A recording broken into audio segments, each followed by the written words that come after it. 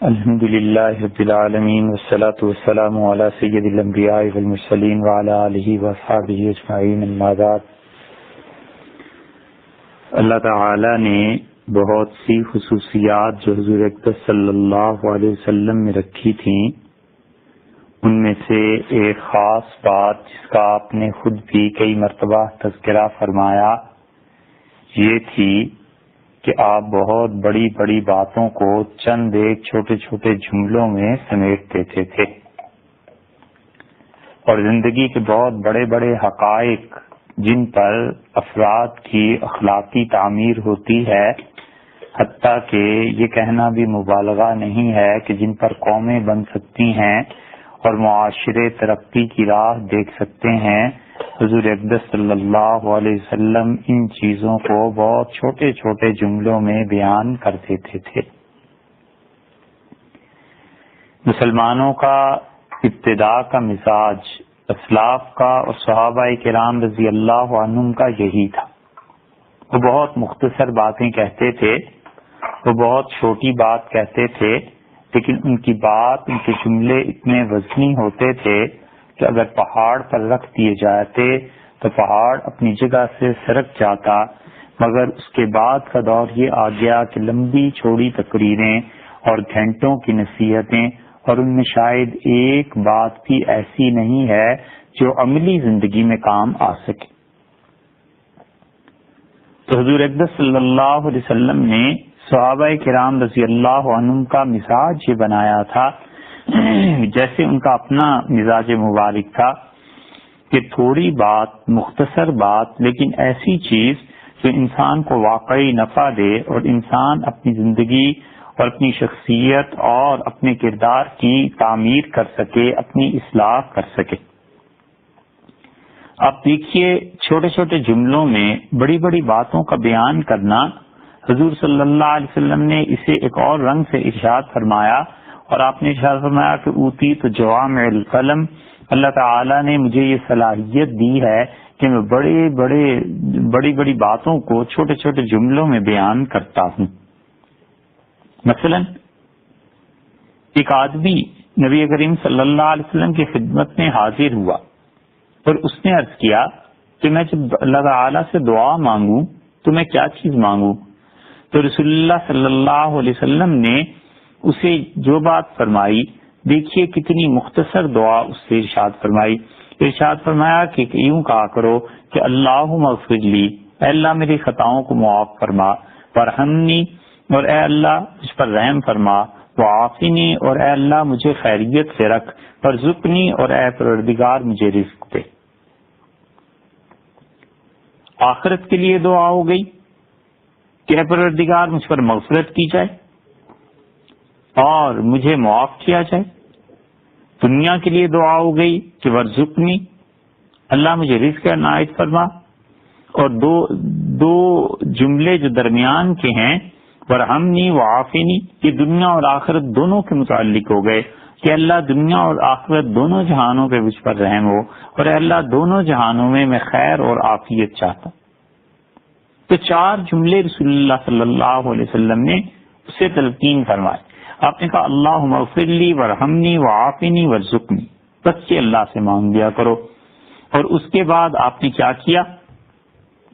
ان چار جملوں کے بعد اپنے دست مبارک کی، اپنے ہاتھ کی 4 انگلیوں کو جمع کیا، اسے دکھایا، انگوٹھے کو چھوڑتے 4 انگلیاں اسے دکھائیں، اور ارشاد ہوا فَإِنَّ هَٰؤُلَاءِ تَجْمَعُ لَكَ دُنْيَاكَ وَآخِرَتَكَ، ان 4 جملوں میں دیکھو تمہاری دنیا اور آخرت دونوں چیزیں آ گئی۔ ان 4 جملوں نے تمہاری دنیا کی ضروریات کو اور آخرت کی ضروریات کو، سب چیزوں کو سمیٹ لیا۔ یہ وہ کمال تھا جو رسول اللہ صلی اللہ علیہ وسلم میں تھا، اور آپ نے تربیت بھی ایسی کی تھی، اور تربیت کا اثر تھا، اور صحابہ کرام رضی اللہ عنہم کا مزاج بھی ایسا ہی تھا، اور اس صحبت میں آ جانے کی برکتیں بھی ایسی تھی۔ حضرت سعد رضی اللہ عنہ کی روایت میں آتا ہے کہ ایک دیہاتی آدمی رسول اللہ صلی اللہ علیہ وسلم کی خدمت میں حاضر ہوا، اور اس نے کہا کہ علمنی کلاما اقولہ، مجھے کوئی ذکر سکھا دیں۔ مجھے ایسے جملے، ایسا کلام بتا دیں جسے میں پڑھتا رہوں. تو ارشاد فرمایا کہ یہ پڑھا کرو، لا الہ الا اللہ وحدہ لا شریک لہ. اللہ تعالیٰ ایک ہے، اکیلا ہے، اس کی ذات اور صفات میں اس کا کوئی شریک، اس کا کوئی ساجی نہیں ہے. اللہ اکبر کبیرہ والحمد للہ کثیرہ وسبحان اللہ رب العالمین. اللہ تعالیٰ سب سے بڑا ہے اور بہت کثرت سے اللہ کے لیے تمام تعریفیں. اور وہ اللہ جو ان سارے جہانوں کا پروردگار ہے، ہر عیب سے مبرہ اور پاک ہے. لا حول ولا قوت الا باللہ العزیز الحکیم. اور کوئی نیکی کرنے کی قدرت مجھ میں نہیں، اور اس کسی گناہ سے میں بچ نہیں سکتا مگر یہ کہ اللہ غالب ہے اور بڑی حکمت والا ہے. وہ مجھے گناہ سے باز رکھ سکتا ہے اور مجھے نیکی کی توفیق دے سکتا ہے، اور اس کی حکمت جس بات کا تقاضا کرتی ہے وہ کرتا ہے. وہ اگرچہ صحابی رضی اللہ عنہ آئے دیہات سے تھے مگر تھے بڑے دلچسپ. دیکھیے انہوں نے آگے بات کیا کہی. انہوں نے کہا فہؤلاء لربی فمالی، یہ سب کچھ تو میرے پروردگار کا حصہ ہوا، اللہ کا حصہ ہوا، اللہ کو میں یہ کہوں گا، اس میں میرا کیا حصہ ہے؟ تو رسول اللہ صلی اللہ علیہ وسلم نے فرمایا اللہ سے تو دعا مانگ لیا کر اس کے بعد کہ اللہم اغفر لی ورحمنی واہدنی ورزقنی. اے پروردگار میرے گناہوں سے درگزر فرما دیجئے، مجھ پر رحم کر دیجئے، مجھے سیدھی راہ پر رکھیے، اور اے اللہ مجھے رزق دے دیجئے. تو پوری بات یہ بن گئی کہ ان کے سوال کے جواب میں آپ نے فرمایا کہ یہ کہو لا الہ الا اللہ وحدہ لا شریک لہ اللہ اکبر کبیرہ والحمد للہ کثیرہ وسبحان اللہ رب العالمین لا حول ولا قوت الا باللہ العزیز الحکیم اللہم اغفر لی ورحمنی واہدنی ورزقنی. دونوں چیزوں کو رسول اللہ صلی اللہ علیہ وسلم نے جمع کر دیا. اللہ کی حمد و ثنا بھی آ گئی، اور اس آدمی نے رضی اللہ عنہ جو اپنا حصہ پوچھا تو رسول اللہ صلی اللہ علیہ وسلم بتا دیا کہ اللہ کے ذکر کے بعد پھر ایک اور ذکر کی صورت ہے دعا، اس سے اللہ تعالی خوش ہوتے ہیں اور تمہیں تمہارا حصہ بھی مل جائے گا. یہ مفہوم ہوا اس حدیث کا. تو ارشاد ہوا کہ اللہ سے یہ مانگ لیا کرو، مغفرت کی طلب، رحمت، دنیا اور آخرت میں تم صحیح راہ پر رہو، اور اس کے ساتھ ساتھ اللہ تعالیٰ تمہیں رزق دے دے. اب یہ چھوٹے چھوٹے جملے ہیں رسول اللہ صلی اللہ علیہ وسلم نے دیکھیے کیسی چھوٹی چھوٹی باتوں میں اتنی بڑی بڑی باتیں اللہ سے مانگنا سکھا دیں، اور اس کے ساتھ ساتھ رسول اللہ صلی اللہ علیہ وسلم نے لوگوں کو بتایا کہ کس طرح زندگی کی، شخصیت کی اور اپنی ذات کی تعمیر کی جاتی، اللہ کی معرفت کیسے حاصل ہوتی ہے، اللہ تعالیٰ کے ساتھ تعلق کیسے بنتا ہے، اور اللہ تک پہنچنے کے لیے انسان کو جو راہ چاہیے وہ راہیں کیسے ہموار ہوتی. ان سب چیزوں میں رسول اللہ صلی اللہ علیہ وسلم کی ایک وہ حدیث بہت اہم ہے جو امام مسلم رحمۃ اللہ علیہ نے روایت کی اور صحیح مسلم میں وہ آئی. یہ تمام احادیث صحیح مسلم میں امام مسلم رحمۃ اللہ علیہ نے ذکر اور دعا میں ارشاد فرمائی، تحریر کی. اور ایک جگہ پر انہوں نے حضرت ابو ہریرہ رضی اللہ عنہ کی بہت عمدہ روایت بیان کی. اگر کوئی آدمی اس روایت پر عمل کرے تو دنیا اور آخرت دونوں جہانوں میں اس انسان نے اپنے لیے بہت کچھ کما لیا. یہ بہترین مثال ہے اس بات کی کہ رسول اللہ صلی اللہ علیہ وسلم بڑے بڑے حقائق کو چند لفظوں میں سمو دیتے تھے. حضرت ابو ہریرہ رضی اللہ عنہ کہتے ہیں کہ رسول اللہ صلی اللہ علیہ وسلم نے فرمایا من نفس عن مومن کربۃ من کرب الدنیا، جس آدمی نے کسی مومن آدمی سے دنیا کی تکالیف میں سے کوئی تکلیف اس کی دور کر دی، نفس اللہ عنہ کربۃ من کرب یوم القیامہ، اللہ تعالیٰ قیامت کے دن اس انسان کی ایک تکلیف کو دور کر دے گا. پہلا جملہ ارشاد فرمایا. دوسرا جملہ ارشاد ہوا ومن یسر علی موسر، جس نے کسی تنگ دست کو مہلت دے دی کہ وہ اپنے قرض کی ادائیگی بعد میں کر دے، یسر اللہ علیہ فی الدنیا والآخرہ، اللہ تعالیٰ دنیا میں بھی اور آخرت میں بھی اس کے ساتھ آسانی رکھے گا۔ دیکھا آپ نے معاشرتی زندگی کے کتنے اہم پہلو کو بیان کیا۔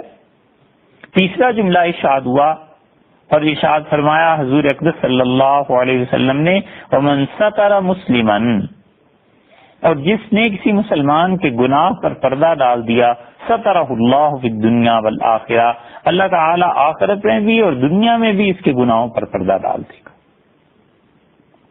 چوتھا جملہ بھی سن لیجئے، واللہ فی عون العبد، اور اللہ اپنے بندے کی مدد کرتا رہتا ہے، ما کان العبد فی عون اخیہ، بندہ جب تک اپنے بھائی کی مدد کرتا رہتا ہے۔ پانچواں جملہ ارشاد فرمایا، ومن سلک طریقا، اور جو اس راہ پر چلتا ہے، یلتمس فیہ علما، جس کے ذریعے وہ علم حاصل کرنا چاہے، سہل اللہ لہ بہ طریقا الی الجنہ، اللہ تعالی اس کے لیے جنت کا راستہ آسان کر دیتا ہے۔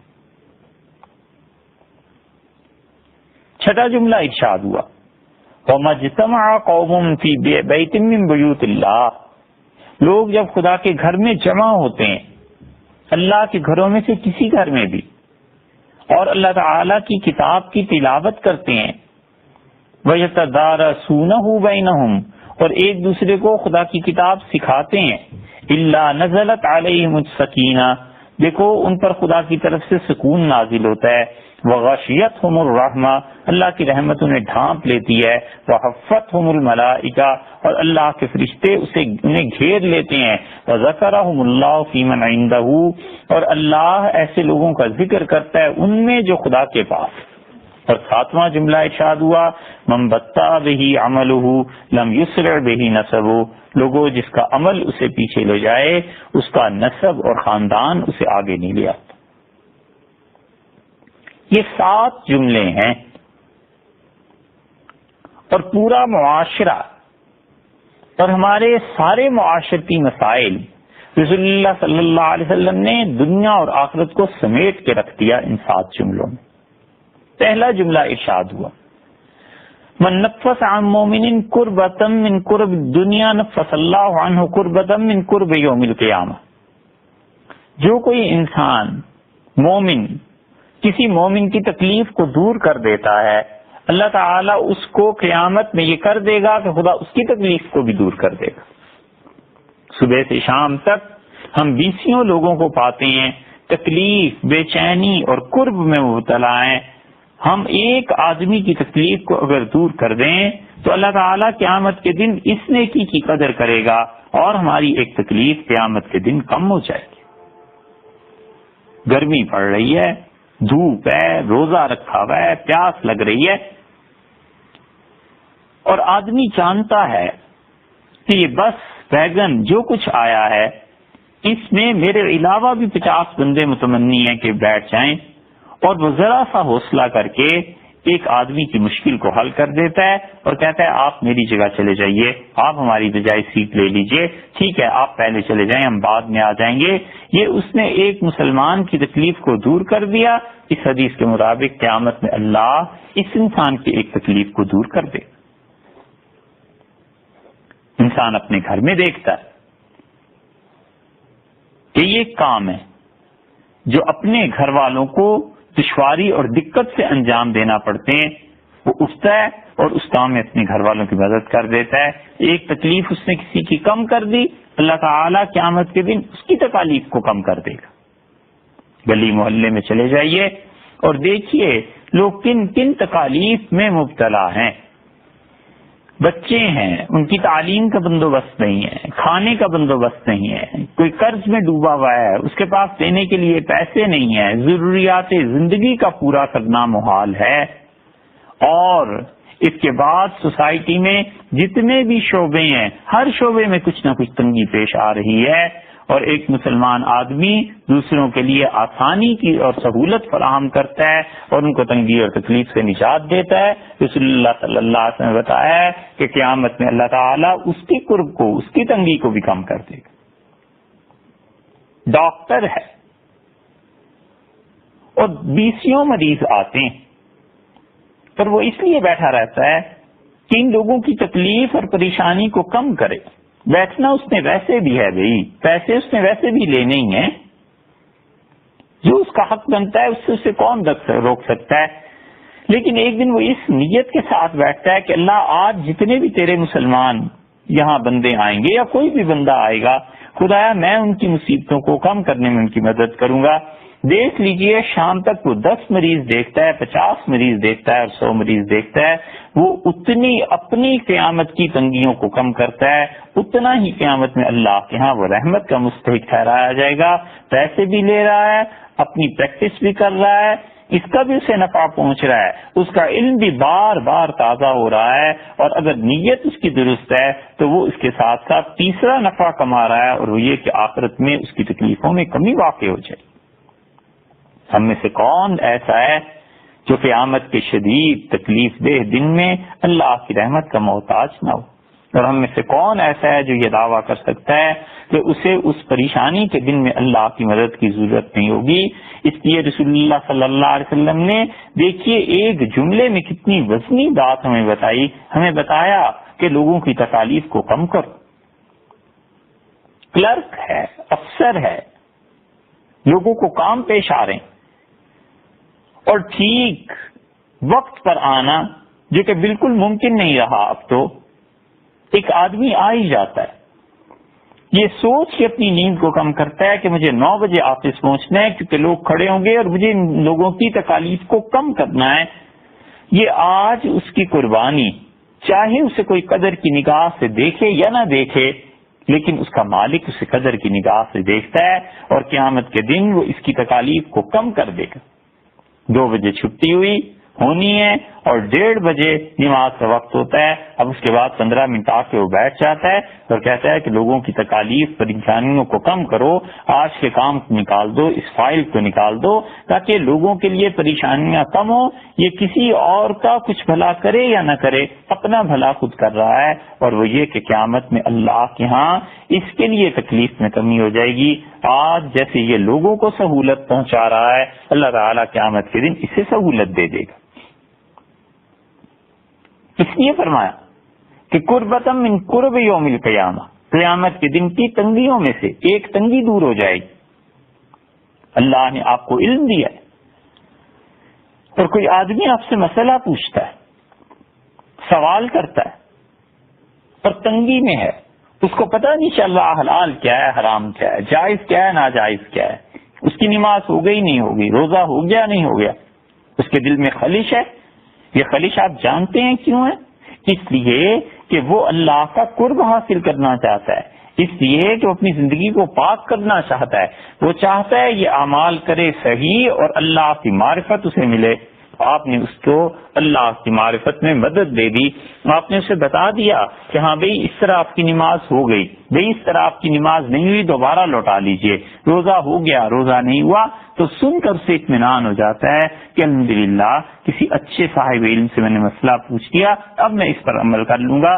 یہ اس کی تکلیف اور پریشانی جو اس انسان کو ایک تو ضمیر کو بے چین کیے ہوئے تھی اندر کو، اور دوسرے خدا کی معرفت میں وقتی طور پر رکاوٹ بن گئی تھی، آپ نے اس رکاوٹ کو دور کر دیا. اللہ آپ کو قیامت میں اس کا اجر دے دے گا. اللہ تعالیٰ بڑا غیور ہے، بہت غیرت والا ہے، وہ کسی کا احسان اپنی ذات پر نہیں رکھتا. دوسرا جملہ ارشاد ہوا کہ وہ میں یسر عن معسرین یسر اللہ علیہ فی الدنیا والآخرہ. جو انسان کسی قرض والے کو مہلت دے دیتا ہے، اللہ تعالیٰ دنیا اور آخرت دونوں جہانوں میں اسے مہلت دے دے گا. اس کا صحیح ٹھیک ترجمہ کریں اگر، تو پھر تو ترجمہ یہ بنے گا کہ جو کوئی کسی تنگی والے کو سہولت دے دیتا ہے، اللہ تعالیٰ دنیا اور آخرت میں اسے بھی سہولت دے دے گا. لیکن عام طور پر یہ جملے چونکہ قرض کے متعلق استعمال ہوتے ہیں حدیث میں بھی اور عربوں کے رواج میں بھی، اس لیے اس کا ترجمہ قرض سے کیا گیا، وگرنہ تو رسول اللہ صلی اللہ علیہ وسلم نے بتلایا ہے کہ جتنا بھی تم لوگوں کے ساتھ عسر کی بجائے یسر کا، تنگی اور سختی کی بجائے نرمی اور آسانی کا رویہ رکھو گے، دنیا اور آخرت دونوں جہانوں میں اللہ تعالیٰ تمہیں تنگی اور سختی سے بچا دے۔ اگر قرض کا معاملہ لے لیں تو قرض لے لیا کسی انسان نے، ایک طرف شریعت یہ بتاتی ہے کہ بغیر وجہ کے، بغیر ضرورت کے قرض لینا یہ کبیرہ گناہ ہے۔ کبھی بھی انسان بغیر ضرورت کے اس دروازے کو اپنے اوپر نہ کھولے، اور اس سے بدتر دروازہ یہ ہے کہ آدمی مانگنا شروع کر دے۔ رسول اللہ صلی اللہ علیہ وسلم نے فرمایا کوئی شخص ایسا نہیں ہے جو مانگنے کا دروازہ کھولے اور اس کے ساتھ ہی اس پہ فقر و فاقہ کا دروازہ نہ کھل جائے۔ جب مانگنا شروع کر دے گا تو فقر اور فاقہ کا دروازہ بھی ساتھ ہی کھل جائے گا، اب نہ فقر نمٹے نہ مانگنا ختم ہو۔ تو اس لیے آدمی سوچ سمجھ کر ہاتھ پھیلائے، سوچ سمجھ کر کسی سے اپنی ضرورت بیان کرے۔ حضور اکبر صلی اللہ علیہ وسلم نے تو بتایا ہے کہ جب تم ایسے کرو گے تو ایک چابی سے ایک دروازہ نہیں 2 دروازے کھل جائیں گے۔ بغیر ضرورت کے جب تم مانگ رہے ہو تو اس طرف صرف وہ پیسے ملیں یا نہ ملیں، اس کے ساتھ ساتھ ادھر فقر و فاقہ کا دروازہ تم اپنے لیے کھول رہے ہو۔ تو اس لیے ایک تو یہ شریعت نے ایک طرف کی حد بتا دی کہ قرض بھی بغیر ضرورت کے نہ لو، حتیٰ کہ قرض لو اور مر جاؤ تو تمہارا جنت میں داخلہ اس کے سبب قرض کی وجہ سے بند ہو سکتا ہے، ایک طرف یہ بتا دی، اور دوسری طرف کیسی بیلنس ایک معاشرہ رسول اللہ صلی اللہ علیہ وسلم نے سوسائٹی کو بنایا ہے۔ ارشاد فرمایا کیونکہ اپنی ضروریات کی وجہ سے قرض لے لیتا ہے، اب نہیں ادائیگی اس کی کر سکتا، تم اس کو مہلت دے دو، اس کے لیے آسانی پیدا کر دو، قسطوں میں کر کے واپس لے لو، تھوڑے تھوڑے پیسے کر کے واپس لے لو۔ اس انسان میں کو کوئی تنگی اور تکلیف پیش آ رہی ہے، اس کو تنگی اور تکلیف کی وجہ سے مہلت مل جانی چاہیے۔ اسی لیے فقہا نے لکھا ہے کہ جو شخص تنگ دست ہو اس کو قرضے کی ادائیگی میں سہولت دینا واجب ہے، واجب ہے، سمجھے، فرض ہے۔ یہ نہیں ہے کہ وہ تنگ دست ہے تو 24 گھنٹے اس کے پیچھے پڑ گئے کہ نہیں جہاں سے ہو سکے پیسے لا کے دو۔ اگر وہ واقعی تنگ دست ہے اور اس نے سود پر جا کر پیسے لے کے اس شخص کو قرض لوٹا دیا اور اسے ضرورت نہیں تھی قرض کی واپسی کی، اس سے تو اپنی رقم بینک میں جمع کرنی تھی، ایک غریب آدمی نے 10,000 قرض لے لیا، اب 10,000 روپے اس کی لاکھوں کی آمدن ہے، اس کے لیے 10,000 معمولی چیزیں کچھ نہیں ہے، لیکن یہ روز اس کو تنگ کرتا ہے کہ مجھے پیسے واپس دو۔ یہ 10,000 روپیہ وہ سود پہ لے کر واپس دیتا ہے، تو یاد رکھیے یہ جس نے اتنا تقاضا کر کے واپس لیا ہے نا، اس نے واجب کا ترک کیا ہے، اور واجب کا ترک جو ہے وہ درست نہیں، اور دوسری طرف وہ سود پہ پیسے لے رہا ہے۔ اس لیے رسول اللہ صلی اللہ علیہ وسلم نے بتایا کہ دیکھو لوگوں کو ان کے لیے سہولت پیدا کرو، اور ارشاد بھی عجیب فرمایا، پہلے تو یہ بتا دیا تھا کہ تکلیف دور کرے گا کسی کی قیامت کی تکالیف میں سے ایک کم ہو جائے گی، یہاں یہ ارشاد ہو گیا کہ اس کے لیے یسر اللہ علیہ فی الدنیا والآخرہ، اللہ تعالیٰ دنیا اور آخرت دونوں جہانوں میں اس کے ساتھ آسانی کرتے ہیں۔ اللہ آسانی کر دیتا ہے ان لوگوں کی دعاؤں سے جن لوگوں کے ساتھ لوگ نرمی کا سلوک کیا کرتے ہیں۔ کوئی غریب آدمی ہے، کسی مصیبت میں پھنس گیا اور آپ نے اس کا قرضہ معاف کر دیا، اس کے دل سے جو دعا نکلتی ہے یہ وہ دعا ہے جو دوسرے کی دنیا بھی بنا جاتی ہے اور آخرت بھی بنا جاتی ہے۔ کہنے کو قصہ ہے لیکن یہ قصہ نہیں ہے، یہ حقیقت ہے۔ سلطان محمود غزنوی رحمۃ اللہ علیہ اپنے والد کے بارے میں بیان کرتے تھے، امیر سبکتگین کے بارے میں کہتے تھے، والد نے مجھ سے کہا کہ میں ایک مرتبہ شکار کے لیے غزنی گیا اور کسی جنگل میں نے ایک جگہ دیکھا ایک ہرنی ہے اور اس کے بچے تھے 2، تو میں نے اپنے گھوڑے کو دوڑایا اور بچے مجھے ہرنی کے بہت اچھے لگے، حتیٰ کہ وہ بچے زیادہ بھاگ نہیں سکتے تھے، اور میرا گھوڑا پہنچ گیا اور ہرنی تو بھاگ رہی تھی مگر بچے لاچار تھے، میں نے ان دونوں بچوں کو اٹھا کے اپنے گھوڑے پہ ڈال دی اور لے کے چل پڑا، اور میرے خیال میں آیا کہ میں انہیں پالوں گا، بڑا کروں گا، بہت خوبصورت بچے ہیں، اور میں ابھی یہ ساری چیزیں سوچ ہی رہا تھا تو میں نے مڑ کے دیکھا پیچھے کچھ آواز آ رہی تھی، تو دیکھا تو وہی ہرنی بار بار نظریں اٹھا کے مجھے دیکھتی ہے اور میرے گھوڑے کے پیچھے پیچھے آ رہی۔ میں کچھ تو دور اور آگے چلا گیا، دیکھا تو پھر وہی ہرنی آ رہی اور بار بار مجھے نظریں اٹھا کر دیکھتی ہے، تو میرے جی میں یہ آیا کہ یہ اپنے بچوں کی وجہ سے بے قرار ہے اور اس کا دل اس کے بچوں میں اٹکا ہوا ہے، تو میں نے طبیعت پہ جبر کر کے دونوں بچے چھوڑ دیے۔ جب میں نے چھوڑے تو ہرنی اوپر آسمان کی طرف اس نے دیکھا، پھر مجھے دیکھا، تو سبکتگین کہتے تھے کہ میرے دل میں یہ آیا کہ اس نے میرے لیے دعا کی ہے، اور میرے دل میں یہ بات ڈالی گئی کہ اللہ تعالیٰ مجھے سلطنت دے دے گا اس کی دعا سے۔ آپ نے دیکھا، آپ چاہے اسے قصہ اور کہانی سمجھ لیجئے، لیکن حقیقت اور ہمارے واقعہ یہی ہے کہ اللہ کے لیے کیا مشکل ہے کہ کسی بے جان کی دعا کو قبول کر کے جانداروں پر مہربانی کرے اور احسان فرمائے۔ وہ بادشاہ ہے، لوگ اس کے غلام ہیں، وہ آقا ہے اور لوگ اس کے نوکر ہیں، اور وہ رب ہے اور لوگ اس کی مخلوق ہیں۔ اپنی مخلوق کو جس طرح وہ چاہے رکھے، کون ہے جو اسے پوچھ سکے اور کون ہے جو اس کے حکم پر نظر ثانی کر سکے۔ اس لیے سکھایا کہ جو لوگ تنگی میں، تکالیف اور مصیبت میں ہیں، پریشانی میں ہیں، ان کے ساتھ ہمیشہ سہولتیں دو، ان کے مسائل کو حل کرو۔ نتیجہ یہ نکلے گا کہ دنیا اور آخرت دونوں میں اس کی برکتیں انسان محسوس کرتا ہے۔ بڑے بڑے مواقع جہاں پر انسان اٹک جاتا ہے، اور ایسے ایسے مقدمات جہاں سوائے پھانسی کے اور کچھ نظر نہیں آتا، وہاں پہنچ کر انسان کا یہ رویہ اللہ کی رحمت کا سبب بن جاتا ہے۔ جس طرح وہ لوگوں کے ساتھ نرمی کرتا تھا اور معاشرے میں مظلوم اور غریب طبقوں کا خیال رکھتا تھا، اللہ آج کے دن اسے اپنی رحمت سے بچا دیتا ہے اور ان جرائم اور ان تکالیف کو اس سے بھی ہٹا دیتا ہے، جس طرح اس بندے نے لوگوں سے ان تکالیف اور جرائم کو دور کیا۔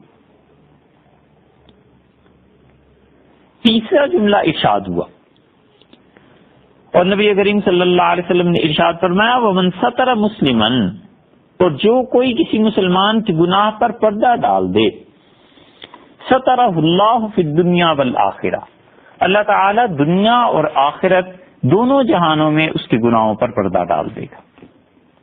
گناہ کی ایک قسم وہ ہے جس سے لوگ متاثر ہوتے ہیں اور وہ ظلم ہو اور وہ لوگوں کو خراب کر دینے والی چیز ہے، قطعاً اس پہ پردہ نہیں ڈالنا چاہیے۔ شریعت نے دوسری طرف حکم دیا ہے کہ اس بات کو تم عام کرو۔ سب کو معلوم ہے کہ مارکیٹ میں فلاں آدمی ایسا ہے جو لوگوں کو دھوکہ دیتا ہے، چینی، چاول، شکر، گھی، کس کس چیز میں کیا کیا ملاوٹ کر کے لوگوں کو بیچتا ہے اور لوگوں کی صحت اور جان سے کھیلتا ہے۔ شریعت کہتی ہے جب تمہیں پتہ ہے تو مت اس پہ پردہ ڈالو، لوگوں کو بتاؤ کہ فلاں جگہ سے مال مت خریدو، فلاں دکاندار کی دکان پر مت جاؤ، اور لوگوں کو بتاؤ تاکہ اس دھوکہ دہی اور فریب کا پردہ چاک ہو اور لوگ اپنی عزت کو بچائیں، جان کو بچائیں۔ اور شریعت نے یہ بتایا ہے کہ یہ کوئی غیبت نہیں۔ اسی لیے ایک عورت حضور اقدس صلی اللہ علیہ وسلم کی خدمت میں حاضر ہوئی اور اس سے کہا، اللہ کے رسول، مجھے 3 آدمیوں نے پیغام بھیجا ہے نکاح کے لیے۔ تو اس لڑکی سے رسول اللہ صلی اللہ علیہ وسلم فرمایا کہ یہ جو ہے نا، یہ پہلا آدمی جس کے متعلق تم کہتی ہو، یہ تو ہر وقت اس کے کندھے پہ لاٹھی سوار رہتی ہے، یعنی اپنی بیویوں کو مارنے تک سے دریغ نہیں کرتا، غصے کا اتنا شدید ہے۔ اور دوسرے کے متعلق رسول اللہ صلی اللہ علیہ وسلم نے فرمایا یہ ایسا ہے۔ تیسرے کے متعلق فرمایا یہ پیسہ کم خرچ کرتا ہے، لیکن ان تینوں میں یہ بہتر ہے۔ محدثین کہتے ہیں یہ کیا غیبت نہیں کی رسول اللہ صلی اللہ علیہ وسلم نے؟ اور پھر اس کا جواب محدثین اور فقہا نے دیا ہے، وہ کہتے ہیں کہ رسول اللہ صلی اللہ علیہ وسلم نے ہم سب کو یہ تعلیم دی ہے کہ جب کسی کی شادی بیاہ نکاح ان چیزوں کا معاملہ آ جائے تو اس وقت لگی لپٹی رکھے بغیر نرمی سے بتا دینا چاہیے کہ بھئی جہاں آپ شادی کرنا چاہ رہے ہیں وہاں یہ عیب ہے، یہ اچھی چیز ہے، یہ بری چیز۔ اس موقع پر کسی کے معائب پر پردہ ڈال دینا یہ کسی اور کی زندگی کو تباہ بھی کر سکتا ہے۔ تو صاف بات بتا دی۔ تو شریعت نے ایک تو ایسے گناہ ہیں جن کے متعلق یہ بتایا ہے اور معیار اور کرائٹیریا اس کا یہ رکھا ہے کہ جب معاشرے میں کوئی ایسا گناہ اور ظلم ہو جس سے عام اللہ کی مخلوق تباہ ہوتی ہو، لوگوں تک وہ پہنچا دینا چاہیے۔ اسی بنیاد پر رسول اللہ صلی اللہ علیہ وسلم نے یہ بتایا ہے کہ جب فیصلے غلط ہونے لگے معاشرے میں تو لوگوں کو غلط فیصلوں کے مضمرات سے آگاہ کر دینا چاہیے۔ اسی لیے یہ بات ارشاد فرمائی کہ افضل ترین جہاد یہ ہے کہ تم ظالم حکمران کے سامنے اس کے منہ پر حق بات کہو، کیونکہ اس کا ظلم وہ پوری مخلوق کو تباہ کر دے گا، اس کا ظلم پورے معاشرے کو خراب کر دے گا۔ تو رسول اللہ صلی اللہ علیہ وسلم نے ایسے موقعوں پہ کوئی لگی لپٹی رکھنے کی بات نہیں فرمائی، فرمایا صاف بات کو، اور یہی وہ تعلیم تھی جس نے صحابہ کرام رضی اللہ عنہ کو کھڑا کر دیا تھا کہ حضرت عمر رضی اللہ عنہ جیسے پرہیبت شخص سے بھی بات کرتے ہوئے نہیں گھبراتے تھے اور صاف بتا دیتے تھے، حتیٰ کہ امیر المومنین سیدنا عمر رضی اللہ عنہ میں بظاہر کوئی بات ایسی انہیں نظر آتی تھی تو وہ یہ بھی کہہ دیتے تھے کہ یہاں پر کپڑا زیادہ کیوں ہے اور 2 چادریں کیوں۔ یہ سب چیزیں شریعت نے سکھائی تھی، یہ رسول اللہ صلی اللہ علیہ وسلم کی تربیت کا نتیجہ تھا۔ اور دوسری طرف کچھ گناہ ایسے ہیں جو کسی شخص سے جذبات کے غلبے کی بنا پر سرزد ہو جاتے ہیں۔ ایک انسان پر ہجوم ہے پریشانیوں کا، مصیبتوں کا، اور وہ نشہ اختیار کر لیتا ہے۔ شریعت کہتی ہے اس کے نشے کی عادت پر پردہ ڈالو اور اسے سمجھاؤ کہ ایسی بات مت کرو، اور جہاں تک ہو سکے اس کے معاملے کو خود نپٹا دو، بجائے اس کے کہ تم تھانے میں جا کر رپورٹ کرو اور ایسے نہ ہو کہ حکمرانوں کے ظلم کا شکار ہو جائے۔ بہت سے گناہ ایسے ہیں جو لوگوں سے صرف جذبات کے غلبے کی وجہ سے ہوتے ہیں، اور جب جذبات کی اس کیفیت سے وہ باہر نکلتے ہیں تو وہ اللہ کو یاد کرنے لگتے ہیں، وہ استغفار کر لیتے ہیں، خدا سے معافی مانگ لیتے ہیں، اور جب کوئی شخص اللہ سے معافی مانگ لیتا ہے تو اللہ تعالیٰ یقیناً اس کو معاف کرنے والا ہی ملتا ہے۔ اسی لیے حضور اقدس صلی اللہ علیہ وسلم نے کتنے ہی گناہوں کے بارے میں یہ ارشاد فرمایا کہ بھئی جاؤ تم نے نماز پڑھ لی، اچھا اللہ نے تمہیں معاف کر دیا، ارے فلاں کہاں ہے جو اپنے گناہ کا ذکر کر رہا تھا، ارشاد ہوا اچھا جاؤ تم نے میرے ساتھ نماز پڑھ لی تھی، دیکھو گناہ تمہارے معاف ہو گئے۔ کتنوں ہی کو رسول اللہ صلی اللہ علیہ وسلم نے فرمایا گناہ ہو گیا ہے تو کوئی نیکی بھی کر لو، چھپ کے گناہ کیا ہے چھپ کے نیکی کر لینا، اور لوگوں کے سامنے گناہ کیا ہے تو لوگوں کے سامنے نیکی کر لینا، تل کا بے تل کا، یہ گناہ ان نیکیوں کے برابر میں آ جائیں گے تو نیکیاں ان گناہوں کو معاف کر دے گی، کروا دیں گی اللہ۔ اسی لیے اللہ نے کہا ان تجتنبوا کبائر ما تنہون عنہ، اور اگر تم ان بڑے بڑے گناہوں سے بچے رہو جو ہم نے تمہیں کہے ہیں، نکفر عنکم سیئاتکم، تو ہم چھوٹے چھوٹے گناہ تمہارے خود معاف کر دیں گے، وندخلکم مدخلا کریما، اور ہم تم کو بڑی عزت کے مقام پر جنت میں داخل کر دیں گے۔ تو وہ گناہ جو انسان سے غلطی سے ہو جاتے ہیں، جو جذبات کے غلبے کی وجہ سے ہو جاتے ہیں، اور پھر آدمی پر جب اس جذبے کا غلبہ اترتا ہے تو وہ نادم ہوتا ہے، شرمندہ ہوتا ہے، چاہتا ہے کہ اب کوئی ہاتھ اس کا پکڑے اور اسے توبہ کرا دے، وہ چاہتا ہے کہ اللہ کی رحمت اس کی طرف متوجہ ہو اور خدا کی رحمت کی چادر اسے ڈھانپ لے اور وہ چاہتا ہے کہ کوئی اسے امید دلائے اور خدا کے سامنے پہنچا دے. ایسے مواقع پر گناہ پہ ملامت کرنا اور لوگوں کے دل توڑنا یہ کسی ناصح عقل مند اور مومن آدمی کا کام نہیں ہے. مومن اور عقل مند آدمی اسے اللہ کی رحمت کی طرف متوجہ کرتا ہے اور یہ بتاتا ہے کہ اللہ نے کہا انما التوبۃ علی اللہ، اللہ تعالیٰ نے ضرور توبہ کو قبول کر لینا. آپ اس آیت کا زور سمجھتے ہیں، اس آیت کی قوت کو دیکھتے ہیں. اللہ پر کیا چیز واجب ہے بھائی؟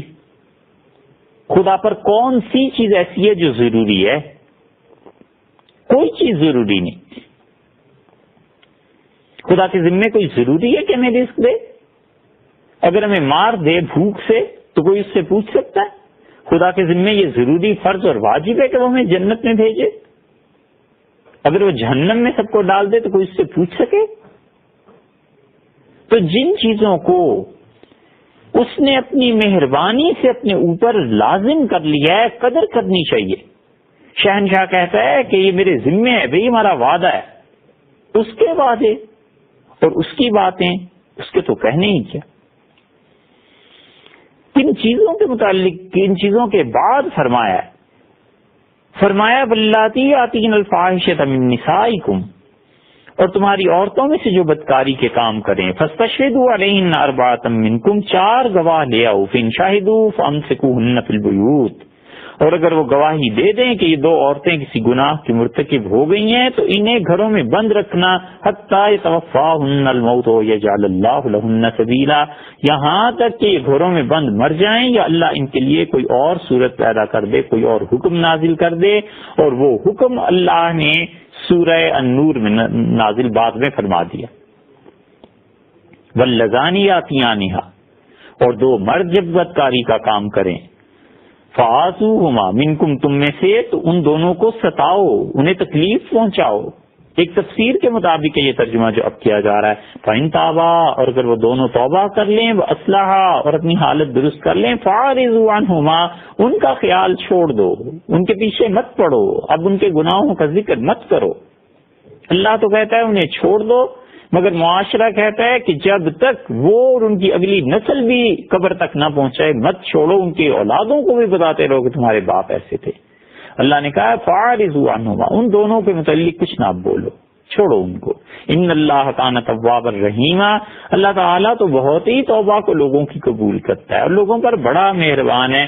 اب آپ اس سینیریو میں مردوں اور عورتوں کے ان گناہوں کے بعد 17ویں آیت دیکھ لیجئے سورہ نساء کی. خدا کہتا ہے انما التوبۃ علی اللہ، اللہ کے ذمے ضروری ہو گیا ہے کہ خدا ان کی توبہ کو ضرور قبول کرے گا. للذین یعملون السوء بجہالۃ، جو نادانی سے گناہ کر بیٹھتے ہیں، جو اللہ کی صحیح پہچان نہ ہونے کی وجہ سے گناہ کر بیٹھتے ہیں، جنہیں اللہ کی معرفت کا وہ درجہ نصیب نہیں ہے جو ان کو گناہ سے روکے. کیا اچھی اس جہالت کی کیا اچھی تفسیر عبداللہ بن مسعود رضی اللہ عنہ کی. ابن مسعود رضی اللہ عنہ آیات کو پڑھا اور یہاں پہنچ کر رک گئے اور انہوں نے کہا میرے پروردگار، علم کے ساتھ کون تیری نافرمانی کرتا ہے؟ تیری جتنی بھی نافرمانیاں ہیں سب جہالتی کی وجہ سے تو ہوتی ہیں. انما التوبۃ علی اللہ للذین یعملون السوء بجہالۃ، اور لوگوں اللہ کو ضروری ہے کہ وہ تمہاری توبہ کو قبول کرے ان لوگوں کی جنہوں نے جہالت نادانی سے گناہ کر لیا. ثم یتوبون من قریب، پھر جلدی سے توبہ کرتے ہیں. ادھر وہ نشہ اترا اور ادھر اس کو ندامت شروع ہوئی، ادھر وہ گناہ سے فارغ ہوا اور ادھر شرمندگی شروع ہوئی، اور دل ہی دل میں اللہ کو یاد کرتا ہے اور کہتا ہے بڑا بد وقت ہو گیا ہوں، خدا بندہ تو مہربانی کر. اللہ بڑے ہی گناہ کی زندگی ہے.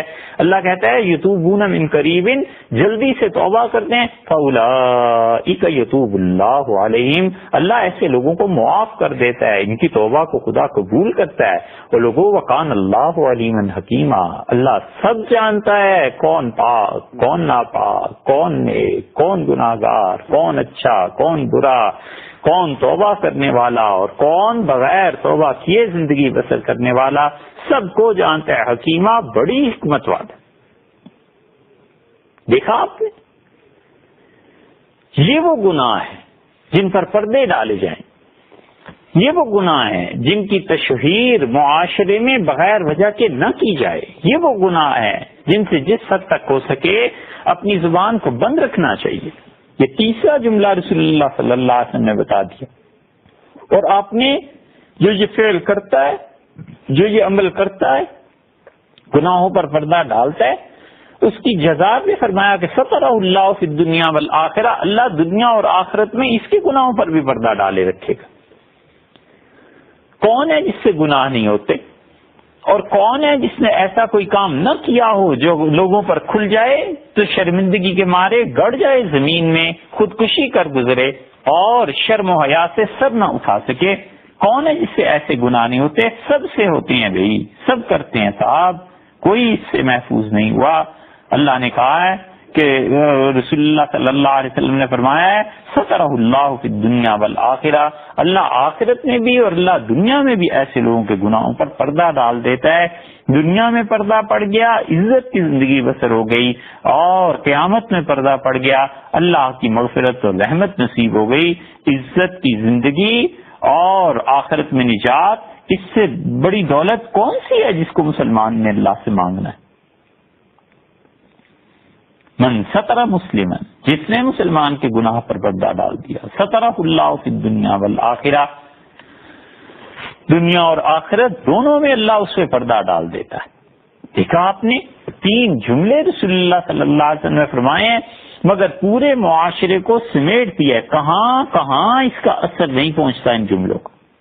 چوتھی بات ارشاد فرمائے، ارشاد ہوا واللہ فی عون العبد ما کان العبد فی عون اخیہ، اللہ اپنے بندے کی مدد کرتا رہتا ہے جب بندہ اپنے دوسرے بھائی کی مدد کرتا رہتا ہے. آپ لوگوں کی مدد کرتے رہیے، اللہ آپ کی مدد کرتا رہے گا. آپ لوگوں کے کام کرتے رہیے، اللہ تعالیٰ آپ کے کام کرتا رہے گا. بندہ جب اپنا کام چھوڑتا ہے تو اللہ پھر بھی نہیں چھوڑتا، اور بندہ جب اپنا کام کرتا رہتا ہے تو اللہ تعالیٰ اپنا کام اس وقت بھی نہیں چھوڑتا. واللہ فی عون العبد، ارشاد ہوا کہ اللہ تعالیٰ اپنے بندے کی مدد میں رہتے ہیں. ما کان العبد فی عون اخیہ، جب تک کہ بندہ اپنے بھائی کی مدد کرتا رہتا ہے. بیسیوں لوگ ہم معاشرے میں دیکھتے ہیں جن کو مدد چاہیے ہوتی ہے. ایک بچے کو مدد چاہیے، آپ اس کو تعلیم دے دیں. ایک بوڑھے کو مدد چاہیے، ہم اس کا سامان اٹھا لیں. ایک بوڑھی عورت کو مدد چاہیے، اس نے روڈ کو عبور کرنا ہے. اسی طرح اللہ حاضر قیاس کتنی ہی چیزیں ایسی ہیں. کسی کو مدد چاہیے، اس کا رشتہ نہیں ہو رہا، اس کی شادی کرانی ہے. کتنی ہی مدد کی صورتیں ہیں جو ہم لوگ روز دیکھتے ہیں، اور ہم اپنی مشکلات کے حل کے لیے کیا کیا سوچتے ہیں. بھئی آپ سوچئے، آپ کی مشکلات ہیں پیسے سے حل ہو سکتی ہیں، آپ کی مشکلات ہیں سفارش سے حل ہو سکتی، آپ کی مشکلات محنت سے حل ہو سکتی ہیں.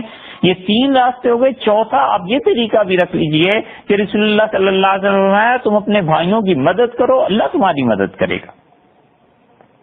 اس نیت سے کسی کی مدد کیجئے کہ اللہ مجھے بھی زندگی میں مشکلات درپیش ہیں اور مجھے بھی مصیبتیں آ سکتی ہیں، خدایا آج میں اس کی مدد کرتا ہوں اس امید پہ کہ جب مجھے مشکل پیش آئے گی تو میرے مولا تو میری مدد کر، میرے مالک تو میرا ہاتھ تھام لے.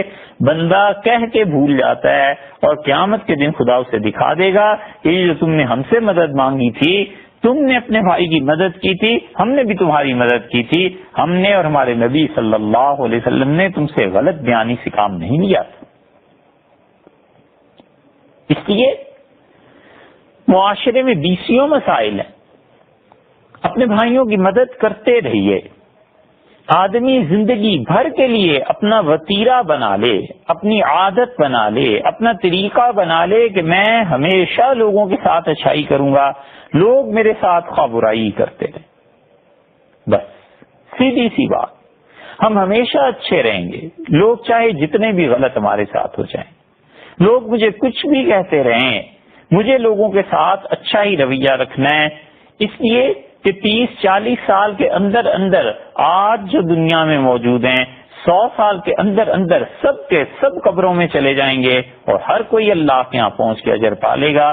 جس نے اچھا کیا تھا اس کا رب اس کے ساتھ اچھائی سے پیش آئے گا، اور جس نے برا کیا تھا اگر اللہ کی رحمت شامل حال نہ ہوئی تو اپنے کیے کا مزہ چکھ لے گا. کیا ضرورت ہے کہ آج اپنے جیسے بھائی بندوں کے لیے، اپنے جیسے گوشت اور پوست کے بنے ہوئے انسانوں کے لیے اور اپنی جیسی مٹ جانے والی مخلوق کے لیے انسان برائی کر کے کل کو اپنی عاقبت برباد کر لے؟ اچھائی کرتا رہے، نیکی کرتا رہے، نیکی کے کام کرتا رہے، لوگوں کو نیکی کی طرف متوجہ کرتا رہے۔ کتنے لوگ ہیں جو ہم میں سے ہر ایک کی مدد کے محتاج؟ ارشاد ہوا کہ اللہ اپنے بندے کی مدد کرتا رہتا ہے جب تک کہ بندہ اپنے جیسے بھائیوں کی مدد کرتا رہتا ہے۔ 4 جملے ہو گئے، اور 5واں جملہ رسول اللہ صلی اللہ علیہ وسلم نے فرمایا من سلک طریقا یلتمس فیہ علما، جو کوئی شخص علم کی راہ پر چلتا ہے، سہل اللہ لہ بہ طریقا الی الجنہ، اللہ تعالی جنت کا راستہ اس کے لیے آسان کر دیتا ہے۔ جو شخص سالک ہے، چلنے والا ہے علم کی طرف، اللہ اس کے لیے جنت کا راستہ آسان کر دیتا ہے۔ یہ علم اسے تعلیم، اسے اللہ کی راہ بتا دیتی ہے، اور معرفت کے ذریعے، پہچان کے ذریعے وہ اللہ تک پہنچتا ہے، اور اللہ تک پہنچانے والا راستہ نیکی کا اور جنت کا راستہ ہے۔ رسول اللہ صلی اللہ علیہ وسلم نے فرمایا کہ جو شخص علم حاصل کرتا ہے اللہ تعالیٰ اسے جنت کی راہ اس کے لیے آسان کر دیتا ہے، کیونکہ علم کے بعد وہ عمل کرتا ہے نا۔ کون سا علم؟ وہ علم جو آپ کو زندگی کا شعور دے، وہ علم جو اللہ کی معرفت سکھائے، وہ علم جو بتائے کہ جائز اور ناجائز کیا ہے، وہ علم جو بتائے کہ غصے کو کیسے قابو میں رکھنا ہے، وہ علم جو بتائے کہ انسان اپنی خواہشات پر کیسے کنٹرول کر سکتا ہے، اور اپنے نفس کا آیا کیسے کر سکتا ہے، اور اپنے نفس کے بندھنوں سے اور اس کی قید سے کیسے انسان اپنے آپ کو چھڑا سکتا ہے۔ علم کا یہ بھی راستہ ہے کہ کتابیں پڑھ لے، علم کا یہ بھی راستہ ہے کہ اسے بہت سی احادیث اور قرآن کریم کی آیات یاد ہو، اور اس سے بھی زیادہ اچھا علم کا راستہ وہ جو انسان عمل کے ذریعے سیکھتا ہے۔ نماز کے مسائل ہیں، ان کو پڑھتا ہے، سنتا ہے، یاد کرتا ہے کہ تاکہ میری نماز ٹھیک ہو جائے۔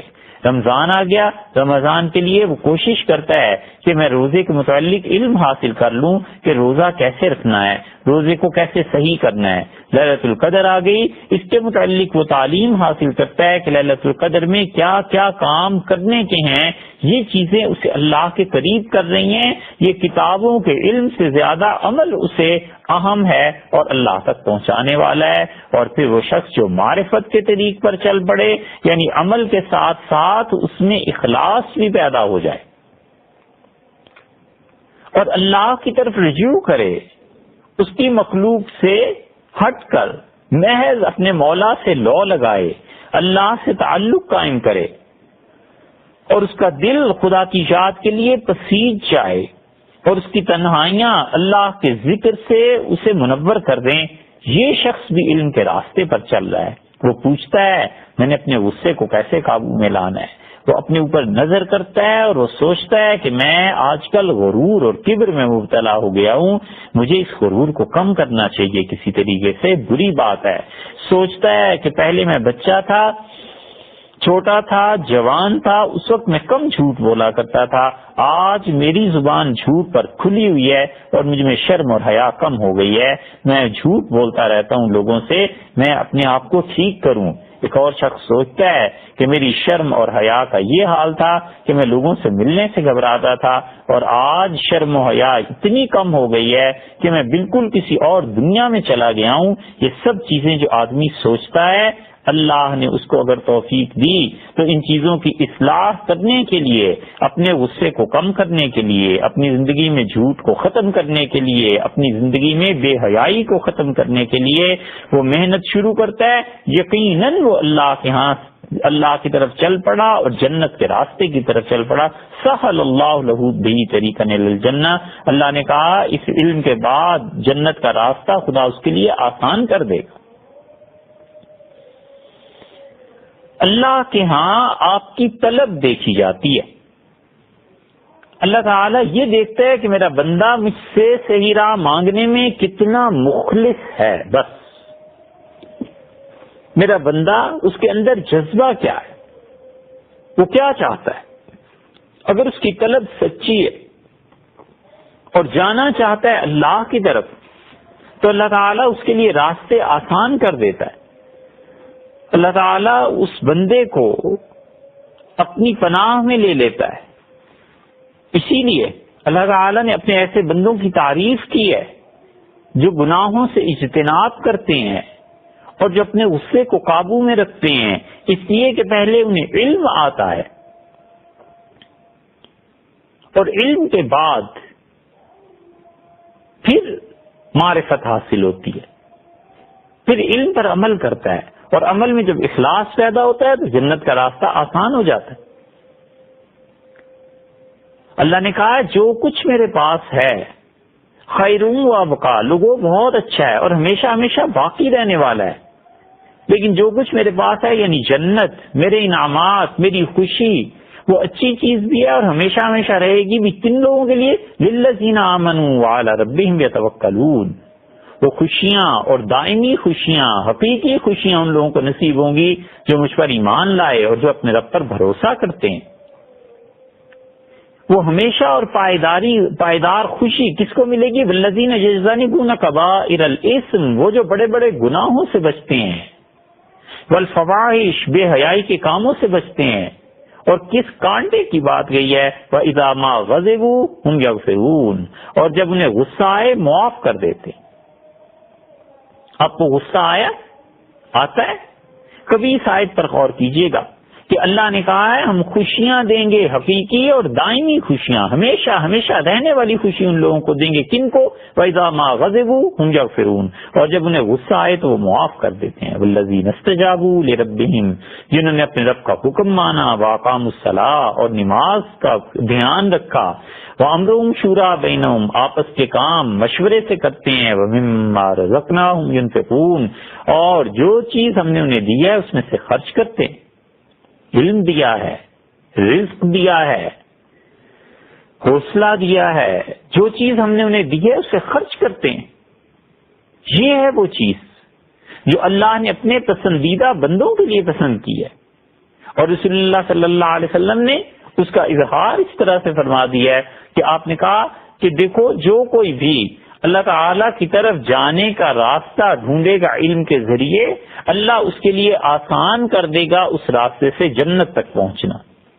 4 جملے ہو گئے اور 5 جملے ہو گئے، اور چھٹا جملہ رسول اللہ صلی اللہ علیہ وسلم نے ارشاد فرمایا وَمَا اجْتَمَعَ قَوْمٌ فِي بَيْتٍ مِّن بُيُوتِ اللَّهِ، اور اللہ کے گھروں میں سے کسی گھر میں بھی جب لوگ جمع ہوتے ہیں، یتلون کتاب اللہ، اللہ کی کتاب کو پڑھتے ہیں، وَيَتَدَارَسُونَهُ بَيْنَهُمْ، آپس میں ایک دوسرے کو سیکھتے ہیں خدا کی کتاب اور سکھاتے ہیں، إِلَّا نَزَلَتْ عَلَيْهِمُ السَّكِينَةُ، تو ان پر خدا کی طرف سے سکون نازل ہوتا ہے، وَغَشِيَتْهُمُ الرَّحْمَةُ، اللہ کی رحمت انہیں ڈھانپ لیتی ہے، وَحَفَّتْهُمُ الْمَلَائِكَةُ، فرشتے اپنے پر ان کے سروں پہ بچھا دیتے ہیں، وَذَكَرَهُمُ اللَّهُ فِي مَنْ عِندَهُ، اور اللہ اپنے ہاں کے فرشتے جو ان لوگوں کے علاوہ وہاں مخلوق ہے جو خدا کی فرشتے، یعنی اللہ ان کے سامنے ان بندوں کا ذکر کرتا ہے. بات ایک بتائی کہ لوگ جب جمع ہو کے قرآن کریم کی تلاوت کرتے ہیں اور قرآن کو سمجھتے ہیں، پڑھتے پڑھاتے ہیں، اور اس ایک عمل پر ہوتا کیا ہے؟ پہلا فرمایا کہ ان پر سکون نازل ہوتا ہے، دوسرے فرمایا خدا کی رحمت انہیں ڈھانپ لیتی ہے، تیسرے فرمایا فرشتے اپنے پر بچھا دیتے ہیں، اور چوتھے فرمایا کہ اللہ ان لوگوں کا ذکر اپنے فرشتوں کے سامنے کرتا ہے. عمل 1 اور جزائیں 4، عمل 1 اور صلہ 4، عمل 1 اور اللہ تعالیٰ کی مہربانی اور رحمت، 4 طرح سے انسان کے شامل حال ہو جاتی ہے. اس کا مطلب یہ ہے کہ رسول اللہ صلی اللہ علیہ وسلم نے یہ سکھایا کہ لوگ قرآنی حلقے قائم کریں، قرآن کریم پڑھیں، پڑھائیں، درس دیں، جو اس درس کے اہل ہیں. بس اتنی سی بات ہے. آپ یقین سے مان لیجئے یہ بات کہ اس وقت امت میں جو یہ اختلاف ہے کہ کچھ لوگ کہتے ہیں کہ ماڈرنزم آ گیا ہے، اجتہاد آ گیا ہے، اجتہاد کے نام پہ گمراہی آ رہی ہے، اور دوسرے کہتے ہیں کہ ان مولویوں نے اجتہاد کو بند کر دیا ہے۔ ان دونوں کے درمیان فقط ایک چیز کا اختلاف ہے اور اس کے علاوہ کچھ نہیں۔ علماء یہ کہتے ہیں کہ اجتہاد یقیناً رہے گا اور ہونا چاہیے، لیکن وہ کریں جو اس کے اہل ہیں، اور دوسری طرف ماڈرنزم کے لوگ کہتے ہیں کہ نہیں، ہمیں اجتہاد کا حق حاصل ہونا چاہیے، چاہے ہم نے ایک کتاب اور 2 کتابیں نہ پڑھی۔ آپ خود فیصلہ فرما لیجئے کہ اجتہاد کا حق کسے پہنچتا ہے۔ ڈاکٹر ہے، علاج کا حق اسے پہنچتا ہے یا اس مریض کو پہنچتا ہے جو خود بیماری سے مرنے والا ہے؟ یہ ہے وہ چیز۔ اہل ہوں قرآن کی تفسیر بیان کرنے کے، قرآن کریم کو سمجھتے ہوں، پڑھ سکتے ہوں، پڑھا سکتے ہوں، انہیں کوئی برا نہیں کہتا۔ ان کے لیے تو یہ رسول اللہ صلی اللہ علیہ وسلم نے بشارت کی چیزیں ارشاد فرمائیں۔ لیکن جو خدا کی کتاب کو نہ جانتا ہو، حتیٰ کہ اس زبان کو نہ سمجھتا ہو جو زبان اللہ نے قرآن میں استعمال کی ہے، یعنی عربی، اور وہ ناظرہ قرآن بھی انگلش میں پڑھے اور وہ کہے مجھے بھی اجتہاد کا حق حاصل ہے، تو یہ دین کو تباہ نہیں کرنا اور اس کے ساتھ کھیلنا نہیں تو اور کیا ہے۔ اسی لیے رسول اللہ صلی اللہ علیہ وسلم نے بتایا ہے کہ لوگ جمع ہوں، قرآن کریم کی تعلیم حاصل کریں اور قرآن کریم کو سمجھیں، تو اللہ تعالیٰ کی رحمت انہیں ڈھانپ لیتی ہے۔ اللہ کے فرشتے اپنے پر بچھا دیتے ہیں۔ کس وجہ سے؟ اس لیے کہ یہ لوگ اللہ کی رحمت کے مستحق بن جاتے ہیں، اللہ تعالیٰ کی حکم سے فرشتے اپنے پر بچھا دیتے ہیں، اور اللہ کا یاد کرنا ویسے ہی بہت ہے۔ حق تعالیٰ شانہ اپنے بندے کو یاد کر لیں اور گناہ گاروں کا نام لے لیں، یہ کوئی کم درجے کی نیکی، یہ کوئی کم درجے کی عزت ہے؟ کسی کو آپ کہہ دیجئے غلطی سے بھی کہ آج گورنر، وزیر اعظم، صدر فلاں تمہارا نام لے رہے تھے، تمہارا ذکر کر رہے تھے، خوشی سے پھولا نہیں سماتا، اور اللہ کسی کا نام لے اور اللہ تعالیٰ کسی کو یاد کرے، جتنا اس خوشی میں وہ مر جائے اتنا ہی کم ہے۔ رسول اللہ صلی اللہ علیہ وسلم نے بتایا کہ اللہ ایسے لوگوں کا ذکر کرتا ہے، یعنی یاد کرتا ہے جو لوگ اس کی کتاب کو پڑھتے ہیں، پڑھاتے ہیں، سمجھتے ہیں اور سمجھاتے ہیں۔ اور آخری جملہ حضور اکبر صلی اللہ علیہ وسلم نے ساتواں فرمایا کہ من بطا بہ عملہ لم یسرع بہ نسبہ، جس آدمی کا عمل اسے پیچھے لے جائے اس کا نسب اسے آگے نہیں بڑھا سکتا۔ ذات پات کا سارا نظام اس کو اس ایک جملے نے کاٹ کے رکھ دیا۔ حضور صلی اللہ علیہ وسلم نے بتا دیا کہ تمہارا نسب کچھ نہیں ہے، نسب ایک اضافی چیز ہے، اصل چیز عمل ہے۔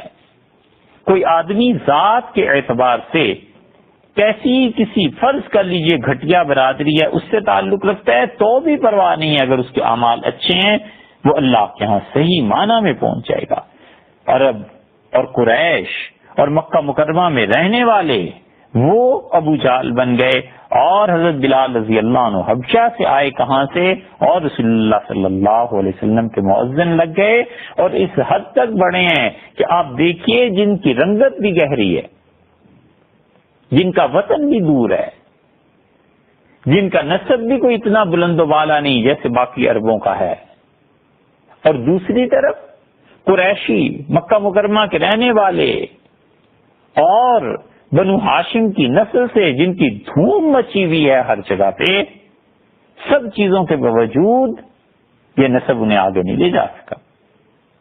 اور عمل میں بلال رضی اللہ عنہ اتنے آگے بڑھ گئے خدا کے انعام میں کہ رسول اللہ صلی اللہ علیہ وسلم نے فرمایا بلال، میں جب معراج میں گیا تو جنت میں نے دیکھا میرے آگے کوئی مجھ سے بھی پہلے کوئی آدمی چل رہا تھا، تو میں نے غور کیا یہ کون چل رہا ہے، تو اس کے جوتوں کی آواز سے میں پہچان گیا، میں نے کہا یہ تو بلال ہیں جو میرے سامنے چل رہے ہیں۔ حضرت بلال رضی اللہ عنہ اس مقام پر جا پہنچے، کیا چیز لے گئی؟ اللہ تعالیٰ کی رحمت۔ کیا چیز لے گئی؟ نبی کریم صلی اللہ علیہ وسلم کی نگاہ مبارکہ، ان کی محبتیں، ان کی شفقتیں۔ کیا چیز بلال رضی اللہ عنہ کو لے گئی؟ ان کی نیت کی سچائی اور ان کے عمل کی درستگی۔ یہ چیز اللہ نے بتائی، اس کے رسول صلی اللہ علیہ وسلم نے بتائی کہ لوگوں تم سب کے باپ ایک تھے آدم علیہ السلام، اور تمہارا رب بھی ایک ہے یعنی اللہ۔ تو جن وحدتوں میں تم پروئے ہوئے ہو، ان وحدتوں کو تمہارا نام، نسب، ذات، پات، قبیلہ، یہ سب چیزیں مل کے ان وحدتوں کو نہیں توڑ سکتی، ناممکن ہے ان کا ٹوٹنا، کیونکہ تمہارا باپ بھی ایک ہے اور تمہارا رب بھی ایک ہے۔ رسول اللہ صلی اللہ علیہ وسلم نے بتا دیا کہ کوئی شخص اس زوم میں نہ رہے کہ وہ کسی اونچے خاندان سے تعلق رکھتا ہے۔ اللہ کے ہاں نام و نسب کی پوچھ نہیں ہے، اللہ کے ہاں اعمال ہیں، اور